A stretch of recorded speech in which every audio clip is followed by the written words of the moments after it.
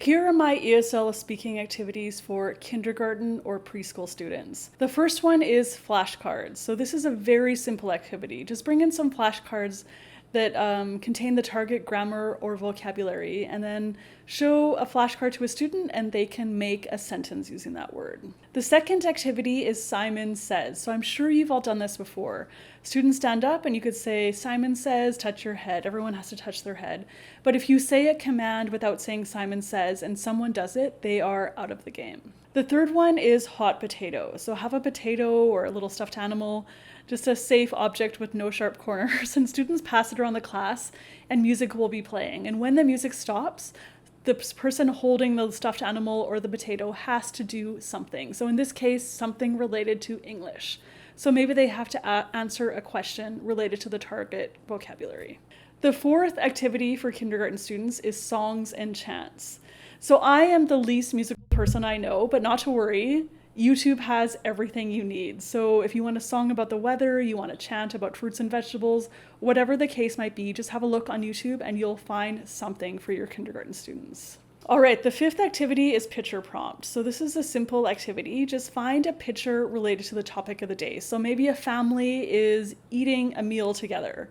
And if your topic is fruits or vegetables, just ask students, what do you see? And students can shout out, there's apples, there's a fruit salad, there's some potatoes, and there's a fork and knife, a glass of water, a glass of milk, some ice cream, just whatever the case might be. And so it's a really nice warm up to help students activate their prior knowledge. Or you could even go a little bit more detailed, asking some more kind of comprehensive questions based on that picture.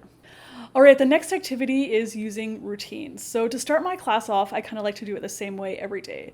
So I'd ask students, what day of the week is it? It's Wednesday. And how's the weather today? It's a little bit rainy and a little bit cold. And then I would say, and what time is it? And students say, oh, it's 10:05, whatever the case might be. So just some very simple questions to start your class off with. The next speaking activity for young learners is show and tell. So this requires some parent coordination, but I get students to bring a little object in from home or a picture, like if they have a pet or something like that, or a piano, whatever it is, and they can do a little 30-second or 1-minute presentation about their special thing. The next one is chain spelling. So this is really nice if you want to focus on some new vocabulary words.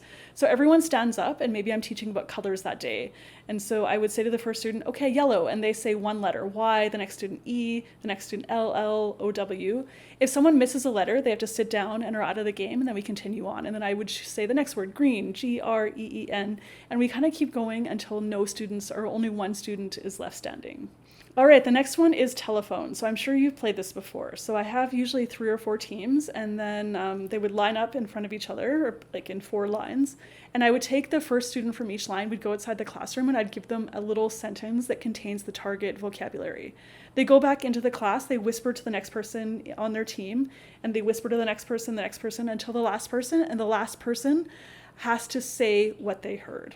The key is you're only allowed to say it once. So everyone has to listen carefully, and I always expect some laughs, and of course it's going to be kind of a crazy random sentence by the end.